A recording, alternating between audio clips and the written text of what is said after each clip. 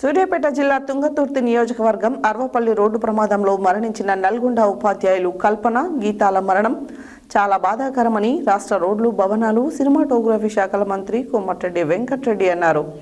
శనివారం మంత్రి నల్గొండ ప్రభుత్వ ప్రధానాసుపత్రి పోస్టుమార్టం వద్ద కల్పన గీతాల పార్థివ దేహాలను సందర్శించి నివాళులు అర్పించారు.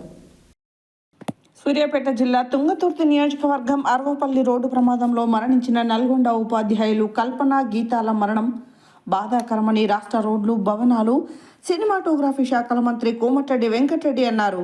శనివారం మంత్రి నల్గొండ ప్రభుత్వ ప్రధానాసుపత్రి పోస్టుమార్టం వద్ద కల్పన గీతాల పార్థివ దేహాలను సందర్శించి ఘనంగా నివాళులు అర్పించారు.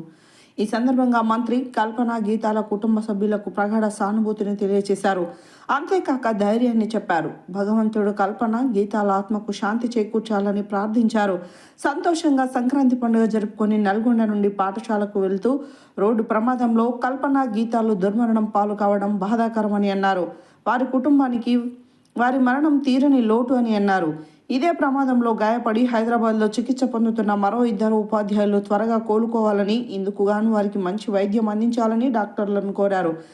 ప్రజలు రహదారి ప్రమాదాలకు గురి కాకుండా పూర్తి జాగ్రత్తలు తీసుకోవాలని రాష్ట్ర ప్రభుత్వం రహదారి భద్రతలో భాగంగా ప్రజలకు అన్ని రకాల అవగాహన కార్యక్రమాలు నిర్వహిస్తుందని మంత్రి అన్నారు.